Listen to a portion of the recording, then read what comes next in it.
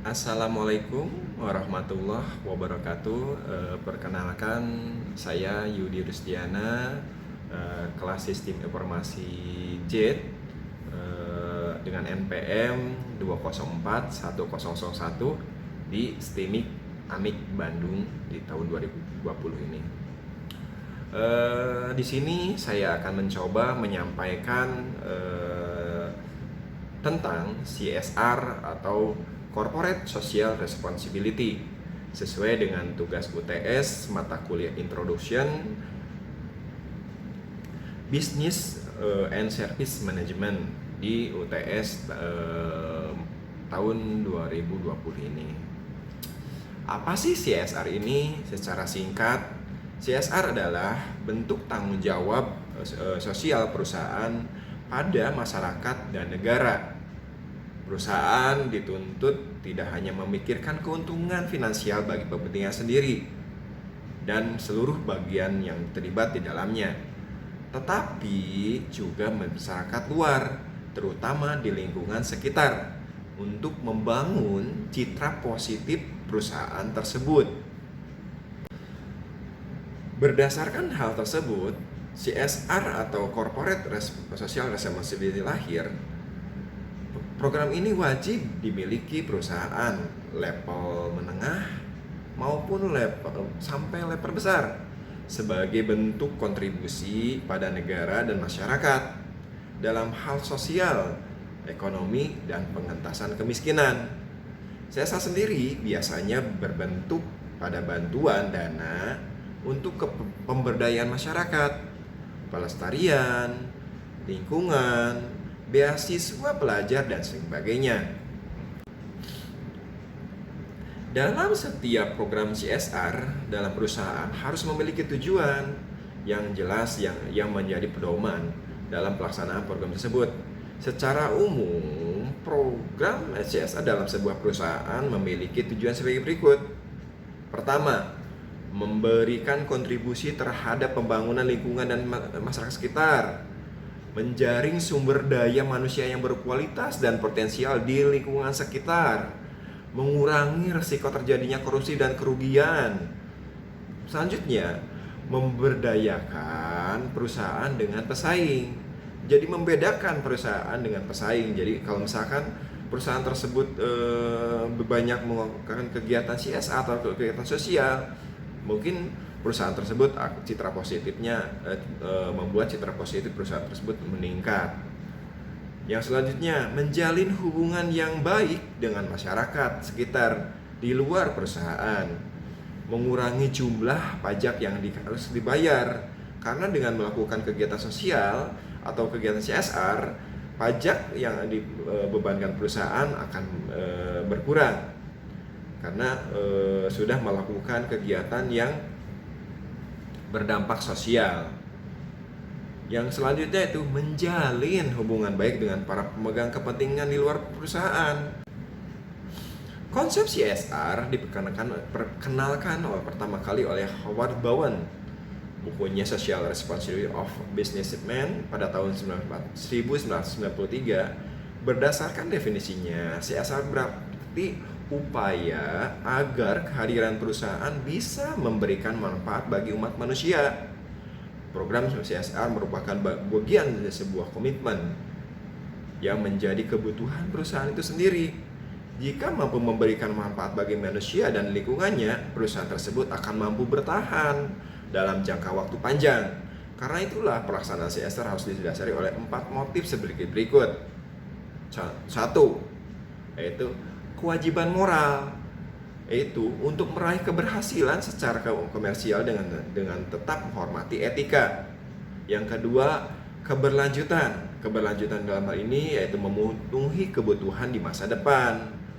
Yang ketiga, izin operasi, membangun citra perusahaan untuk mendapatkan persetujuan dan pemerintah dan para pemangku kepentingan. Dengan melakukan CSR atau melakukan kegiatan sosial, citra positif perusahaan akan dilihat oleh pemerintah. Jadi izin operasi pun akan berjalan lancar. Yang keempat atau terakhir atau reputasi.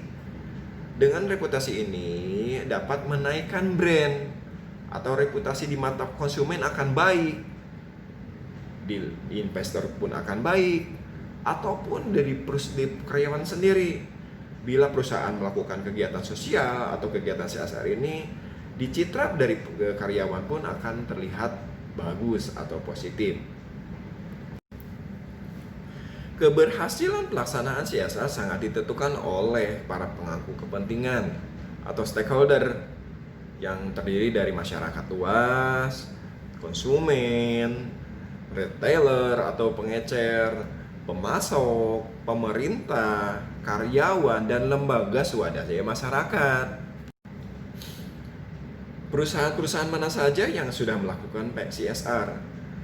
Sebagian besar perusahaan sudah melakukan kegiatan CSR karena ini adalah merupakan bagian dari kewajiban perusahaan memberikan kegiatan sosial kepada masyarakat dan negara. Contoh beberapa perusahaan yang sudah melakukan kegiatan sosial atau CSR pertama yaitu PT Astra, Pertamina, Google, Lego, atau Telkom. PT Telkom dalam hal ini mungkin PT Telkom kebetulan saya di anak perusahaan PT Telkom jadi mengetahui atau sering mendengar PT Telkom melakukan kegiatan CSR. Contohnya yaitu adalah memberikan bedah rumah kepada para masyarakat yang membutuhkan. PT Telkom secara rutin melakukan kegiatan tersebut sebagai bentuk kewajiban perusahaan kepada masyarakat sekitar. Hal ini akan meningkatkan citra positif bagi perusahaan tersebut. PT Telkom akan mendapatkan benefit dari kegiatan tersebut, khususnya dari masyarakat. Masyarakat akan menggunakan produk Telkom tersebut yang akhirnya PT Telkom akan mendapatkan keuntungan atau benefit dari kegiatan tersebut. Keuntungannya meningkat, produknya pun dipakai oleh masyarakat meningkat, yang akhirnya laba bersih dari keuntungan tersebut akan diterima lebih tinggi dari apa yang sebelumnya tidak dilakukan. Seperti yang disampaikan tadi, CSR memiliki manfaat untuk semua pihak, baik itu bagi perusahaan sebagai pemberi ataupun masyarakat sebagai penerima. Berikut saya sampaikan keuntungan atau manfaat bagi kedua hal atau kedua elemen tersebut. Pertama, bagi masyarakat. Masyarakat atau lingkungan yang menjadi target pelaksanaan CSR dari perusahaan akan menerima banyak manfaatnya, seperti peningkatan taraf ekonomi masyarakat, perbaiki tingkat pendidikan, dan peningkatan kesejahteraan dan kualitas hidup bagi masyarakat tersebut. Yang kedua, manfaat bagi perusahaan yang tadi saya sebutkan, benefit, keuntungan, laba, citra positif bagi perusahaan itu akan meningkat. Yaitu saya sebutkan bahwa jika dirancang dengan baik, bagi pelaksanaan program CSR ini bisa memberikan manfaat bagi perusahaan baik secara langsung maupun tidak langsung.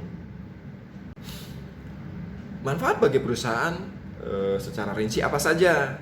Pertama, akses terhadap sumber daya lebih luas, sumber daya manusia, sumber daya alam bagi perusahaan itu lebih gampang karena dengan perusahaan tersebut melakukan CSR, perusahaan tersebut akan secara gampang mencari sumber daya. Selanjutnya, memperluas akses terhadap pasar. Jelas, bila perusahaan melakukan kegiatan CSR atau kegiatan sosial, citra positif perusahaan tersebut akan meningkat, yang hasilnya akses terhadap pasar lebih gampang. masyarakat akan mengenal perusahaan tersebut, masyarakat akan mengenal lebih banyak produk dari perusahaan tersebut, yang hasilnya masyarakat akan membeli produk dari perusahaan tersebut. Selanjutnya, mengurangi pengeluaran. Jelas, tidak selamanya program yang mendahulukan biaya akan mengakibatkan perusahaan menjadi boros. Ya, itu kalau misalkan perusahaan melakukan CSR, tidak selamanya akan mengurangi cost yang dikeluarkan oleh perusahaan. Program CSR justru bisa membuat perusahaan berhemat. Sebagai contoh, biaya produksi dapat dihemat dengan pelaksanaan program CSR berupa daur ulang. Nah, contoh bagi perusahaan-perusahaan daur ulang. Jadi masyarakat dengan melakukan kegiatan sosial, masyarakat akan memberikan barang-barang untuk daur ulang. Selanjutnya, mendapatkan penghargaan. Nah, ini kalau misalkan perusahaan melakukan kegiatan sosial atau kegiatan CSR, perusahaan akan mendapatkan penghargaan dari pemerintah, dari masyarakat itu tersebut, masyarakat juga. Ya, ini akan meningkatkan citra positif bagi perusahaan tersebut, yang hasilnya benefit yang diberikan kegiatan tersebut, ya produk-produk perusahaan akan dibeli, keuntungan juga akan meningkat, yang hasilnya, yang akhirnya perusahaan tersebut mendapat keuntungan yang melimpah.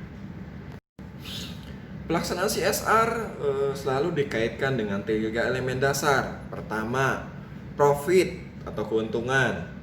Kedua, people atau masyarakat. Yang ketiga, planet atau planet bumi. Ini dalam konteks global, perusahaan yang berkomitmen menjalankan program CSR tersebut telah mendukung terwujudnya pembangunan berkelanjutan. Yang pertama, ya tadi profit. Keuntungan dari kegiatan CSR ini